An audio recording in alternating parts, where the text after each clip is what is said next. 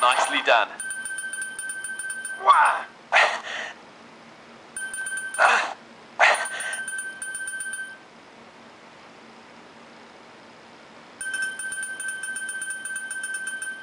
Good job.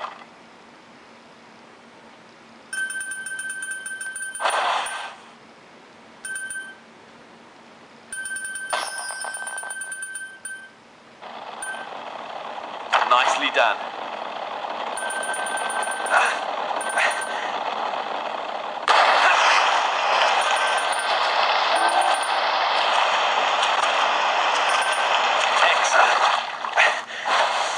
Again. There are two modes of play, arcade and blitz.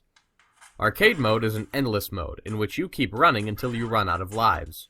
As you can see, the game takes place on a 3-lane road and is controlled by 3 buttons: left, right, and jump.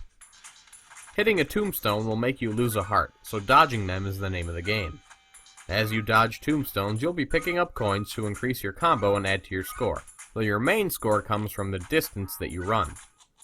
You'll also get to pick up boost power-ups that put you on a bicycle, or strap you to a jetpack, and allow you to smash through tombstones, upping your score even more. As you get farther, things get faster and more hectic, and it's a blast. In Blitz mode, you have a limited amount of time to get as far as you possibly can. Hitting obstacles takes away a chunk of your score, as well as a little bit of time. Getting boosts in this mode also extends your time a little bit. Both game modes are extremely simple, but they're fun and easily replayable. Rush.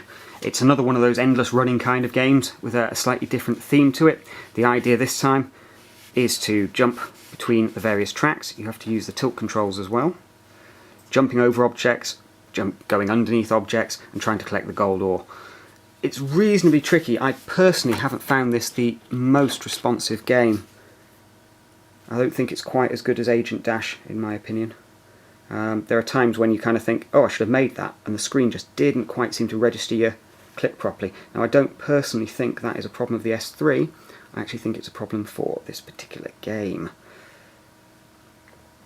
Every so often you'll have a really good run on, and then it just won't respond properly. If you've played one of these kind of games, you've played them all. This one, no more difficult. Whoa! There you go, I managed to jump off at my best spot. Whoops. No more difficult really than any of the others, just the screen. Use your iPhone or your Droid, which is a Droid X here, to steer this guy, and you want to pull wheelies as you go past cars. This guy is a lot easier to steer than the other guy. You can go as far. It's harder to steer when you are doing wheelies. Just whoa. Keep that in mind. Somehow I'm staying alive. I don't know how. Whoops. There I am. That's traditionally the way I play. It's a little bit harder. I'm playing through the camera, but still good fun. Let's give it another whirl and see how far we can go. This guy's got a business suit on. You use the Droid X here, in my case, to move from side to side. He's got really good handling, except when he's doing wheelies. The longer you do a wheelie, the more points you get.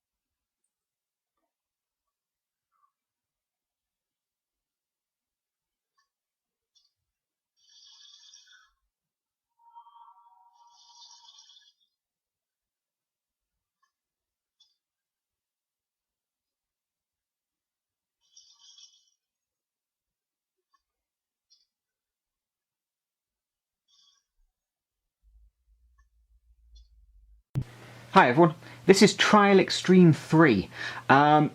Basically, motorbike trial game, where you've got to kind of avoid obstacles, get across the course, collecting the stars, etc. It's kind of like an Angry Bird style thing, but more complicated. Basically, there is your go forward button, there's your brake, and that allows you to do bunny hops. The idea is you've got to control the physics as you're going along to collect the stars, not fall off the platform, or otherwise come unstuck, as I've done here.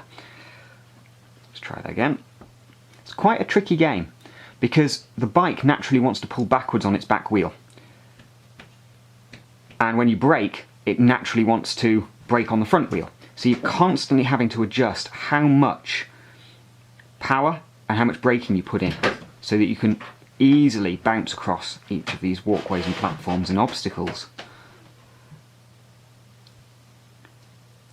Gravity Project is a new autorunner from Alper Sarikaya. For a frame of reference, it's a lot like Temple Run with the same third-person perspective, jumping, and sliding. However, instead of being endless, it presents specifically designed levels, and instead of turning left and right, you actually get to rotate the gravity of the tunnel that you're running through. Some aspects of the app seem rather amateurish, but the creative mechanics and sci-fi aesthetics definitely make it worth a download, in my opinion. I'm not sure what the setup really is, but you're on the run for some reason or another, and your goal is to get to the end of each level alive. You do this by sliding under or jumping over obstacles while switching gravity between 3 different planes, all through simple swipe gesture controls. The ceiling cannot be run across, so you can't just turn endlessly.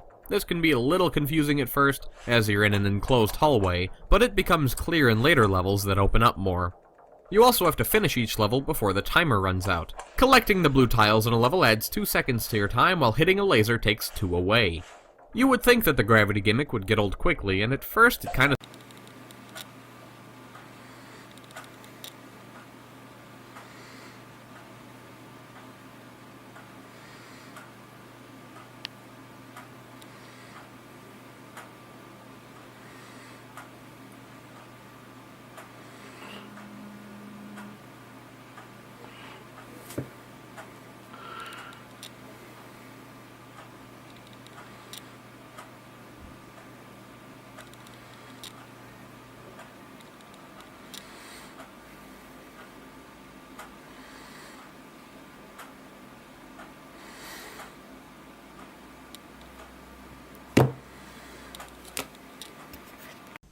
Allerdings mit einer ganz anderen Grafik und einer ganz anderen, ja, mit einem ganz anderen Setting.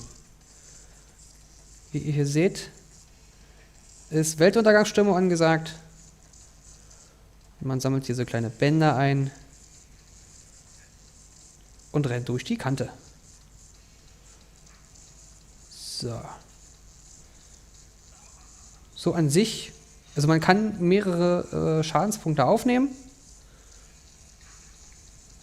Das ist schon mal ein bisschen besser als Temple Run. Temple Run ist aber gleich mal vorbei. Und man läuft hier auch etwas länger geradeaus, als ich das bei Temple Run in Erinnerung habe. Mir macht das Spiel eine ganze Menge Spaß, weil es auch sehr, sehr viele lustige Elemente hat. Überwiegend die Töne spielen hier die Musik. Auf jeden Fall gefällt mir hier das Setting sehr, sehr gut. Das ist schon relativ liebevoll, also ist schon sehr, sehr liebevoll gemacht. Relativ ist hier das falsche Wort. Es ist hier